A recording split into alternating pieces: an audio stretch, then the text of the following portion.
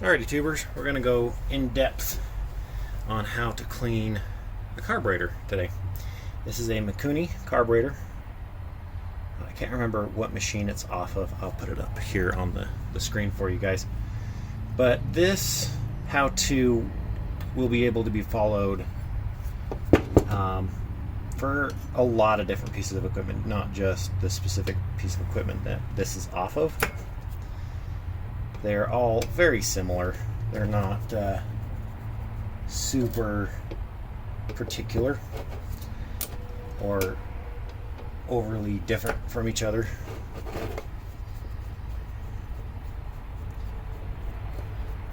What I'm going to start doing here is taking all the screws out at the bottom.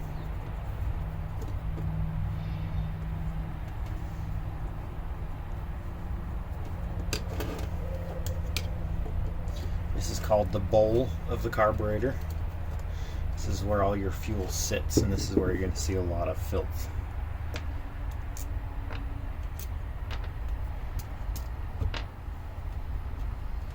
Sometimes if they don't want to come off, take your screwdriver and turn it around. Light pressure, and just hit them, and they will break that seal. You want to be really careful not to rip any seals or anything. As you can see, there's quite a bit of dirt and garbage in there. It's actually a relatively clean carburetor. Not a whole lot of varnish just yet, but there's definitely a lot of dirt. We can just dump that out. We'll clean that out a little bit better here in a minute. Here we've got a couple different jets on this carburetor. Got your main jet. We've got an idle jet, and I'm not sure what this guy is, but it is also a jet, maybe a secondary. Got some varnish up in there. It smells like varnish too. We're going to go ahead and start removing these guys. I'm going to need a smaller screwdriver for this one.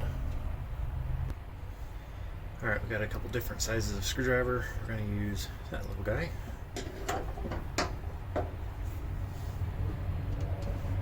One thing you want to make sure is when you take a jet out, your screwdriver spans the width of the jet. These are made out of brass and can crack easily. See, this one fits a lot better.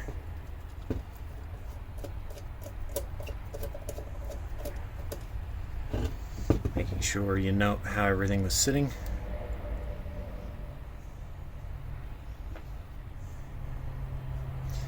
Again, these jets aren't terribly dirty, but they definitely need to be cleaned. Gotta take this guy out now, and take the rest of these jets out. Let's see, separate these. Put that guy with that guy.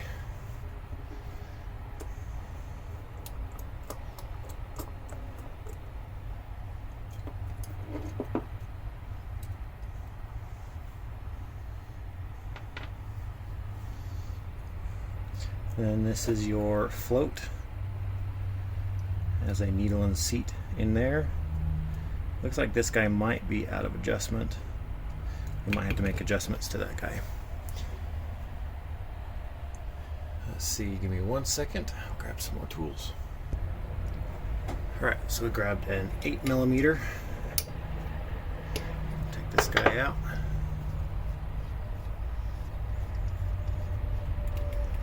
So we're going to go ahead and continue disassembling this carburetor. And take the diaphragm out of the top side. This is a diaphragm style. They're a little more complicated, but pretty much all carburetors they're relatively simple. They're not overly intimidating. Everybody's spring in here. And then your diaphragm, which you'll carefully pull off. This needs to be soft and flexible, like this. If this is not soft and flexible, order parts and replace this. If this isn't soft and flexible, your engine will not run right until it is. they've been using this design with the diaphragms in the top of the carburetor since the early 70s, I believe. I could be a little off, but regular or more traditional style carburetors have a slide in them that goes up and down. That's more traditional style. Alright, now that we got that guy out of there, you can look at the slide needle. See a little shelf right there of garbage and varnish. Need to get that cleaned up. So we're going to go ahead and set this guy down. Grab our can of carb cleaner. Now, all rubber components, everything, the diaphragm, any seals, the seals on these jets, sometimes there's rubber on the needle and seat, or on the needle. Some lawnmower carburetors, actually, the seat is rubber, but you don't want any of that to get any carburetor cleaner on it. Most rubbers will soak up the carb cleaner, and it will end up swelling the rubber, and like 90% of the time the rubber's ruined. It needs to be replaced because it has been swollen up and it will not return back to original shape. So most of the time, and we'll be using a lot of 4/0 steel wool. It's steel wool with 4 zeros on the front. It's the finest that you can get. It's the best for cleaning. I put a little bit of carb cleaner on this.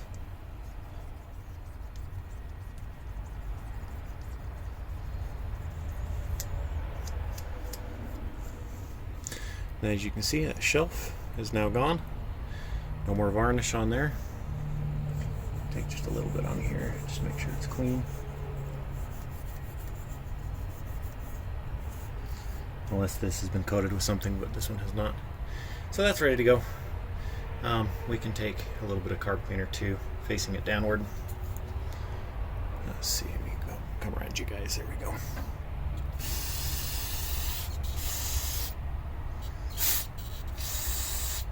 Being really careful not to get any on that diaphragm.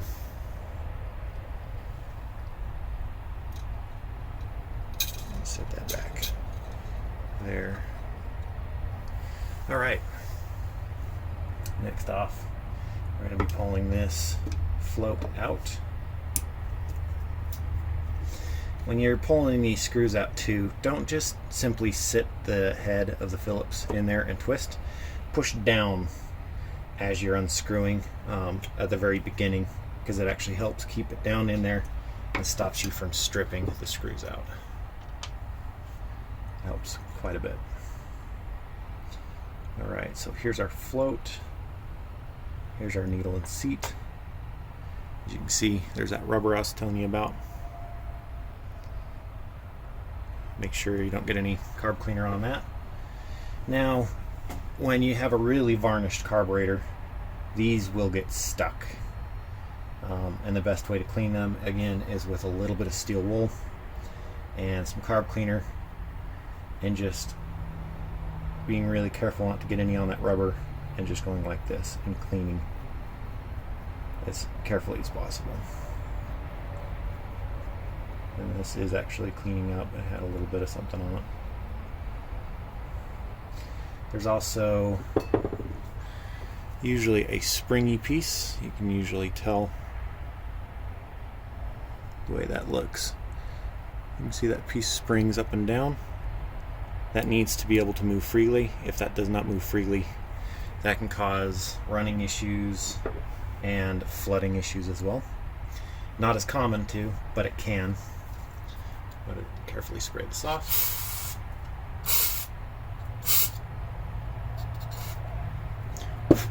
Again, making sure not to get any on that rubber. I'll put it over there after we've cleaned it. We can do the same thing with the plastics in carburetors. Usually hold up just fine to carb cleaner and stuff like that. So we're going to spritz it down just a little bit.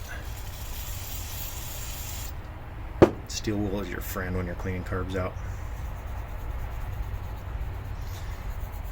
This really won't cause any running issues for the most part if they're just lightly dirty like this, but it's nice to get all of any amount of varnish out of the carburetor.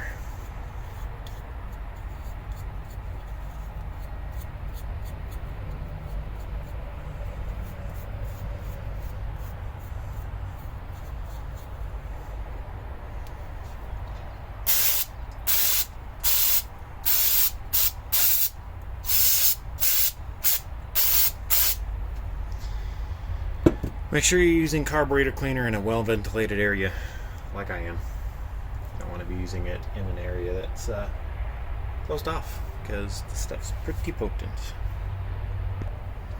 Alright, now that that guy's clean,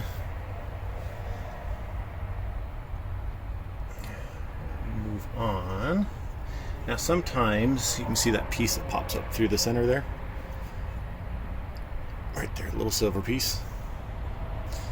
Sometimes that itself is a jet or has an emulsifier tube like that built into it. And you can pop them out. Sometimes you have to soak them a little bit. I usually just put a flat blade screwdriver and push down. As you can see, that guy popped out.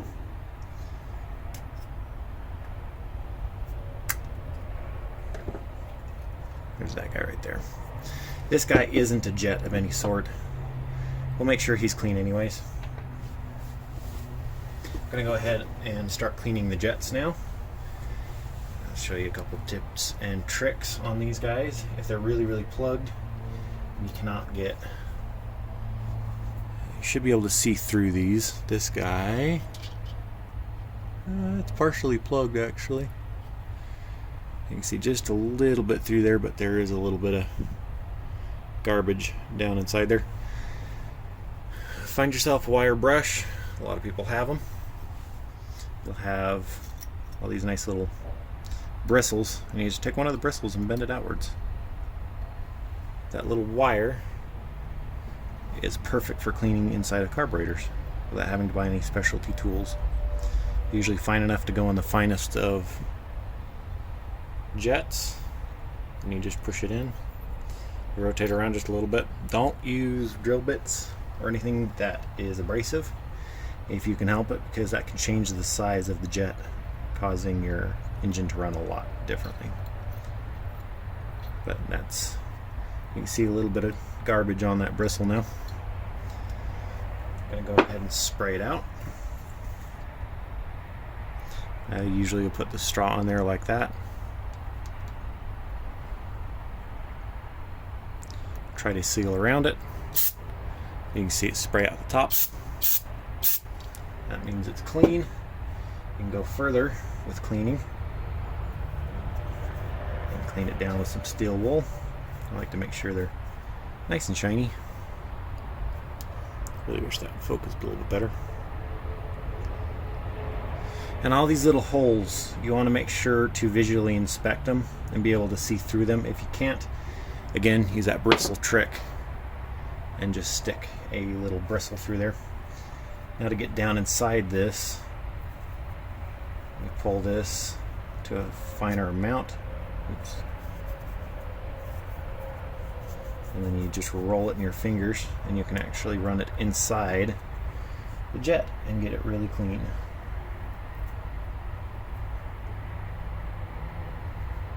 Sorry, I'm so shaky today.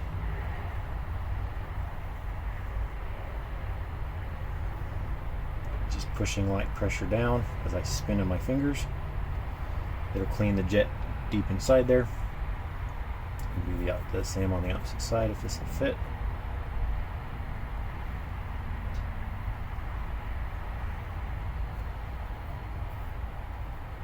There we go. Then we will flush both ways, make sure we get all the little metal. Oh, see, that actually sprays better. The pattern is even cleaner. Alright, so that guy is officially clean. It's good to go. We're just going to move on down the line here. I'll show you again. Different style of jet. Same thing. If it's plugged, grab your bristle. You can tilt it a little sideways and rotate. It'll help clean out the varnish. Take some steel wool, punch it up. A little brake or a little carb clean on there. Carb clean is totally different chemically than brake clean. They will not do the same job, though. I think carb clean will do brake clean's job, but not the other way around. Carb clean or carburetor cleaner is very specific to fuel type cleaning.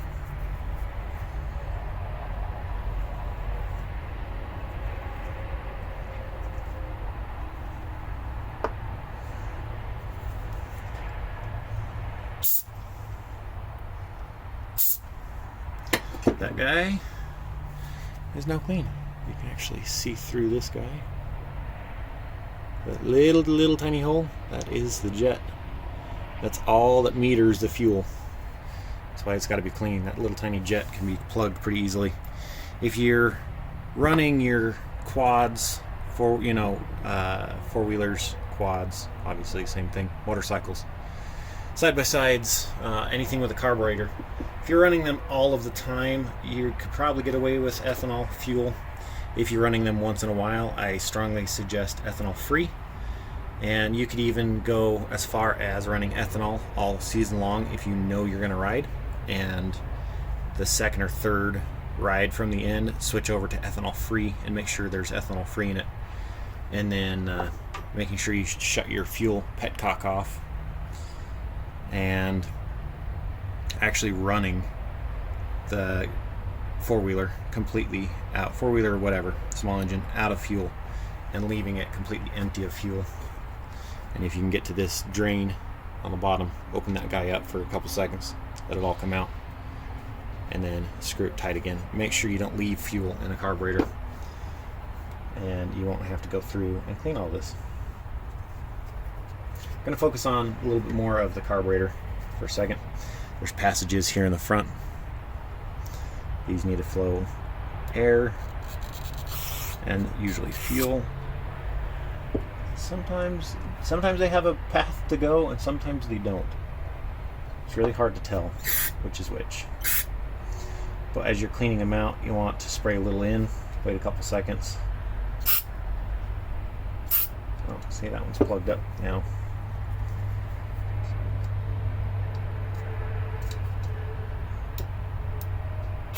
There we go. Spraying a little bit in there can loosen stuff up, and then you go to spray again and it can actually move stuff around and plug for a second. As you can see, that is spraying out of the top and the bottom.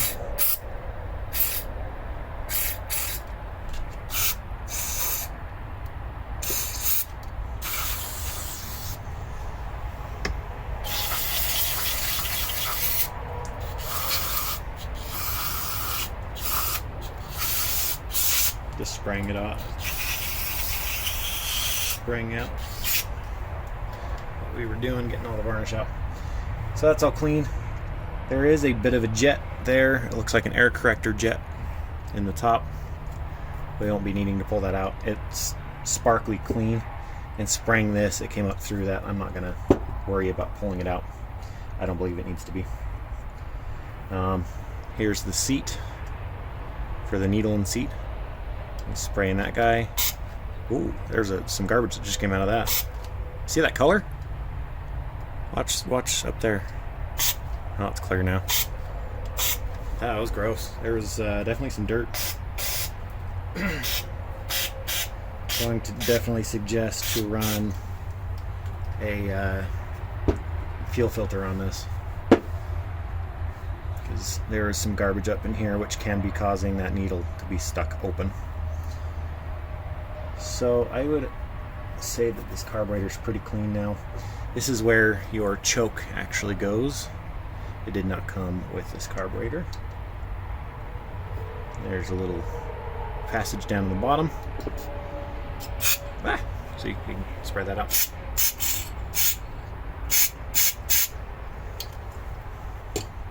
That's where the idle jet. So that makes sense now.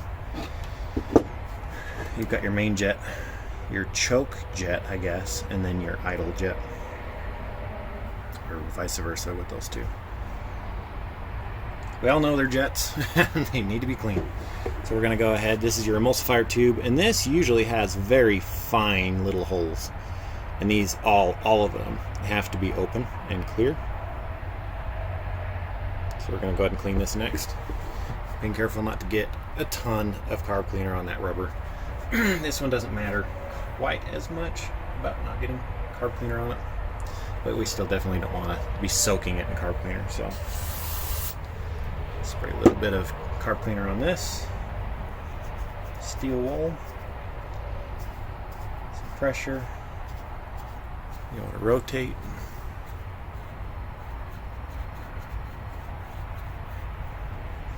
As you can see, it's actually shiny now.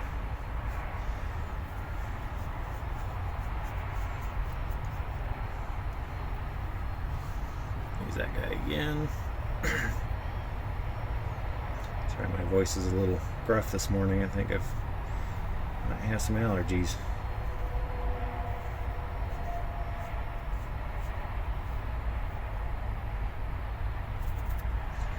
Go ahead and spray this guy out.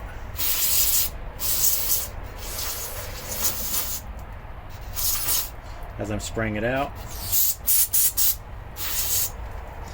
I am also making sure that I can pass carb cleaner through all the little holes. So that guy is now clean. We're going to go ahead, clean this guy off camera. It's going to be cleaned just the same way as the others that I've cleaned. It's pretty much identical to that one right there we cleaned earlier. And then we'll do a final check on this carburetor and then start to reassemble, and I'll show you how to reassemble and what I use to reassemble with. Also going to be cleaning this guy the same way.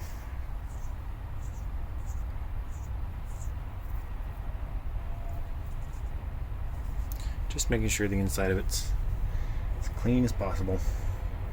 Now there's a lot of guys that believe that you can only ever rebuild a carburetor. You have to have a rebuild kit. I have had extreme success in almost never using a carb kit. I've like always just used the way I'm showing you, cleaning it out. As long as you don't tear any seals, diaphragms, or anything like that, they're usually just fine. Alright, so that guy's clean. There's also a needle right here. We are going to pull that guy out, but what you got to do, this one's currently in this position. And you're going to want to count how many times it goes in. So there's half, 1, half, 2, half, 3. So 3, like 3 on the dot. So that's how many turns in it was. That's how you're going to set it back up again. I'm going to take this guy completely out. Make sure it's clean. There's a little rubber piece. Little rubber seat right there, as well as a spring. And you're just going to want to make sure this is clean, just like everything else. This still has some carb cleaner in it.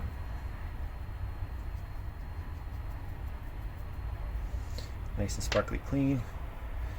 Kind of do our best to get that spring cleaned up, though it has nothing to do, it doesn't really touch the fuel system. I'll go ahead and look down in there. Yeah, there is, if you can see it, I don't know if you can, there's a little piece of dirt down inside there. So I'm glad we pulled this guy out to inspect. We're going to just spray directly in there.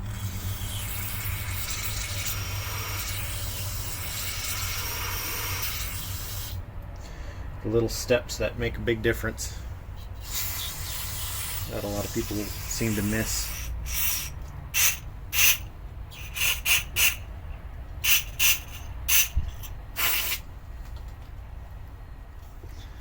Alright, so that guy's cleaned out. One thing you can do too is you're cleaning the carburetor out if you've got a little can of compressed air, like from an office company, or actual compressed air. After you've sprayed these out, you can kind of blow them out, or just wait for them to dry. So next up, we're going to be reassembling, and we will be setting the float a little differently because it was a little too high. I'll show you how to do that. Alright, almost forgot to tell you guys, there is a little diaphragm in here as well. That is the passage that guy runs through, right there. It's a little hole. I almost never have those plug. I usually don't like pulling these apart because if you pull them apart and it rips, it can cause an issue. There are, I don't know if I've ever actually seen one of these fail. I've replaced them just because I have been given kits because people wanted to have a kit replaced altogether. But I don't know if I've ever actually seen one fail. So we're not even going to deal with that. We're not going to bother with it. So what we're going to go ahead and start doing is reassembling. I always use a little bit of Marvel mystery oil on all the rubber seals. So what we're going to do here, put this needle back together. Put its tiny little O-ring and everything back together.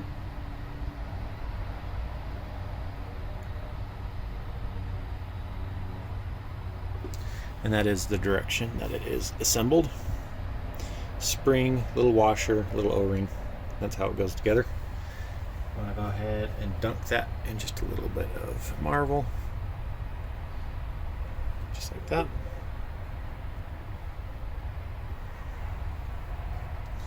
Go ahead and place that guy back down into its place that it goes. We're going to screw it all the way down. Gently bring it to the end. Do not tighten it very tight at all. As you can tell with my fingers up here, very lightly tightening it down until it stops itself.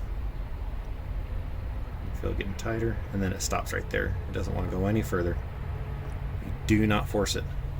So we're going to go half one, half two, half three, and that's where it was.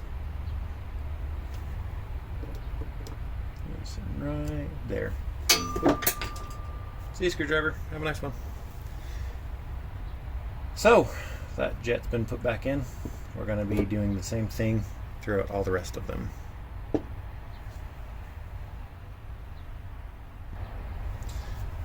Alright, so we'll start off with this guy.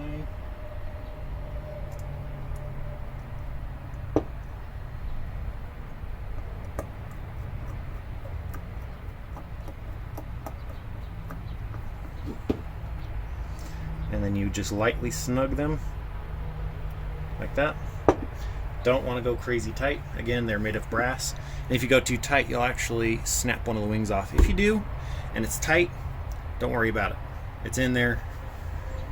Having one of these wings, one of these sides snapped off isn't going to change its functionality, but it's going to be a bugger to get out next time. Here's another rubber O-ring. The little Marvel mystery oil on there.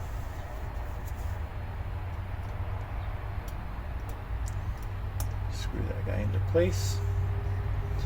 And then if you have mixed up your jets, oh wait, forgot a step. Gotta get this guy down in there first. And then this guy. Just gotta get it lined up so it will actually play nice. It's gonna take me a minute to get that to line back up again. Fall back in its hole. Give me just a second. Alright, got that little silver piece put back in there. That was an absolute bugger to get in there, but we got it. Used a combination of different things to get it in.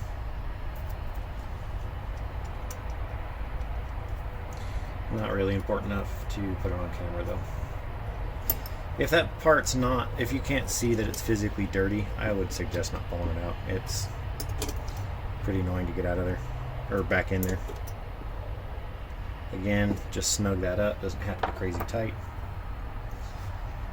If you've mixed up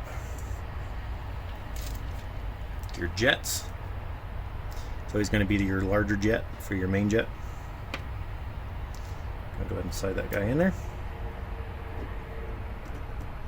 Tighten him down. Now I'm going to just put this on the bottom side and tighten against it.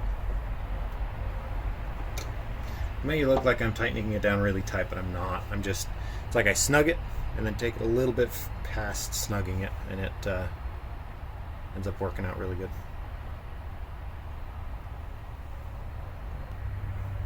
All right.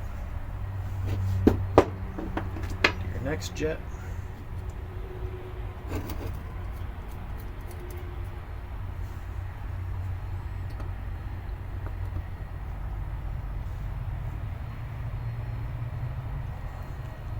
And again, as I'm tightening them as well, I'm pushing down to keep the flat blade in the jet, because if you try to just tighten them down, sometimes they will back themselves out and it'll be even easier to break those jets off. Alright, we're going to go with the needle and seat next, and we will be making some adjustments to this. I'm going to go ahead, I am going to dunk that in a little bit of carb cleaner, or not carb cleaner, a little bit of Marvel mystery oil. Why? Just because I can.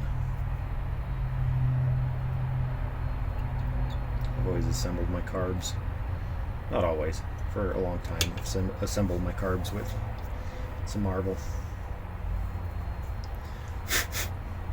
Keeps them fresh too, so if they sit a long time, they're good to go in the future. Got the shaft that all rides on. Got a screwdriver. Tighten this guy down.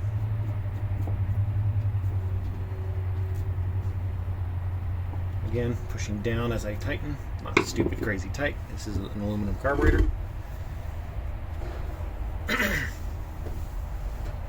Really wish I had a drink of water right now, but I don't. Now, as you can see, if you actually look at that float, usually with the body of the carburetor, it needs to kind of line up, so it needs to be about there. It's a little low right now. Yeah. So we're gonna look at it really close here, see when that is engaging. It looks like it might be engaging in the right area. I'm going to go ahead, I'm going to blow into the inlet, and I'm slowly going to pick this up until it stops, and then I'm going to see where it's at.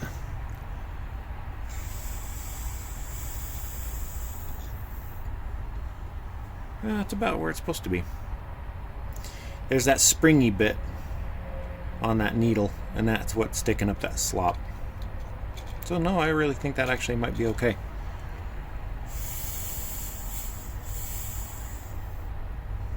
Yeah, it stops like dead on where it's supposed to be. So I think I'm going to leave that alone. Let's go ahead and assemble the rest of the carburetor. Well, I guess what we should do first is clean out the bottom of this bowl. You do want to take out, there it is. Take out this guy in the bottom, because dirt does hide behind it. See some garbage on the end of it there. Doesn't look like there's a whole lot of dirt up in there. Want to inspect, make sure there's no rubber O-rings up in there. Gently take this guy off.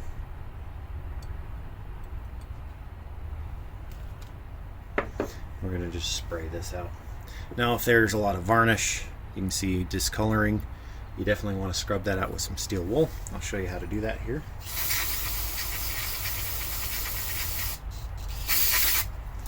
it cleaned up really nicely.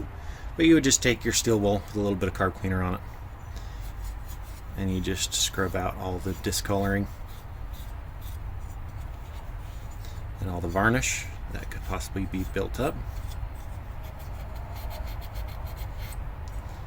On these guys here, sometimes they have little holes in them to also run fuel for a choke system. Sometimes there's two of them, usually there's just one, but like I said, sometimes there's a hole in them. If they've got a hole, make sure they're clean. Again, use that bristle trick. Go ahead and spray this out again.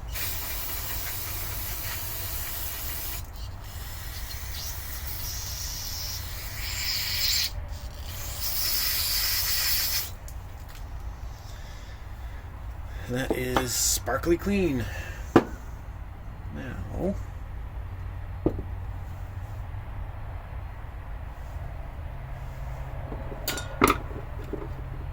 do we put that? There it is. Now for this guy, we're just gonna clean the surface up. It's a sealing surface.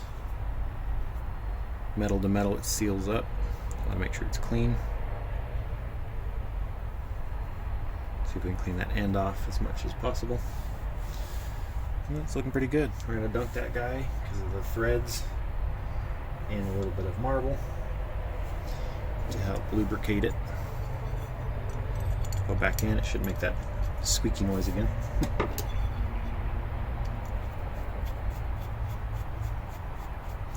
And that's the bottom of the bowl cleaned. Again, snug it up. Don't go crazy tight. Now with the seal, make sure you get it in the right way around. This might be backwards actually.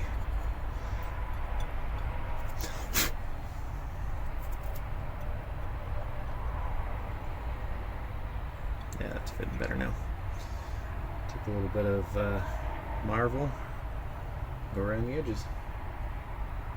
Is the marble necessary? No. But I always do it because it can make the rubber last just a little bit longer, and next time you pull it apart to clean it, it hopefully won't be stuck to any surfaces and possibly tear. One more touch. Alright. That's good to me. Everything here is all assembled, ready to go. Flip this guy like so, making sure to look at all your edges. They're all the way down. You haven't folded that gasket into anything.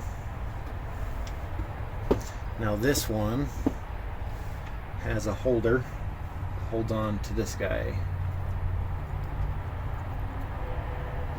like so. Oops, did I get that backwards?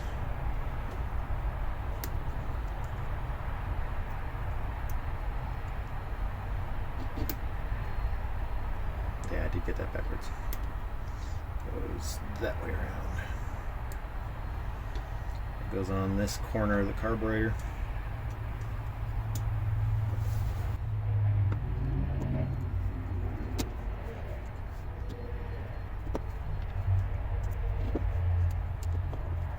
This is your right. That's your right now. Again, we're gonna snug these down pretty tight. I want to push against them. Give me 1 second, I'm going to clear my throat. I'm going to push against them, snugging them down. Trying not to strip the screws out. These ones you can go a little tighter on than stuff inside the carburetor. There we go. Alright, onto the top. This is our finale. It just doesn't want to sit. It doesn't want to sit pretty. Okay, never mind. We're going to use a little bit of marble on this as well. Just gonna put it around the edge here.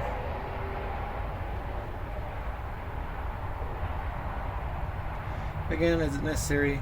Probably not. But I'm still gonna do it.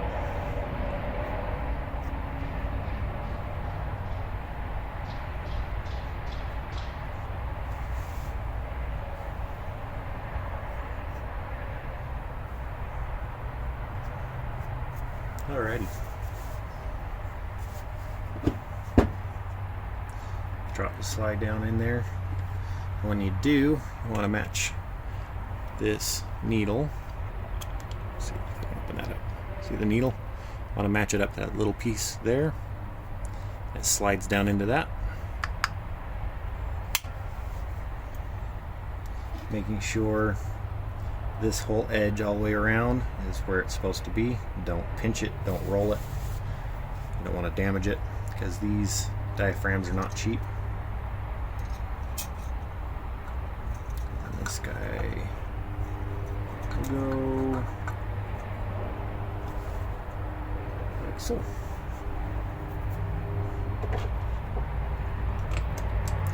I don't care what the outside of the carburetors look like. I've had some customers complain about it, saying, what did I do? I didn't do anything to the carburetor. It looks just the same the way it did. I don't really care what the outside looks like. The outside is not how it functions. It's the inside how it functions. So let's snug these guys down.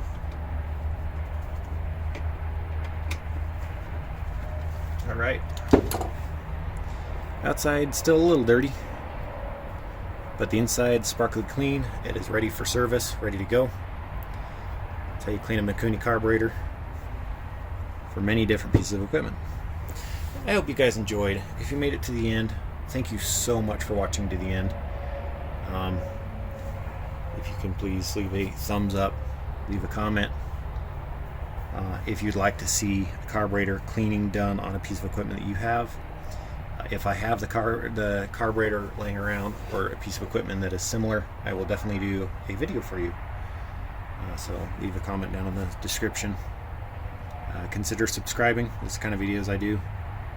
I do how-tos on small engines and revivals on small pieces of equipment as well as cars and trucks. So yeah, I hope you guys enjoyed.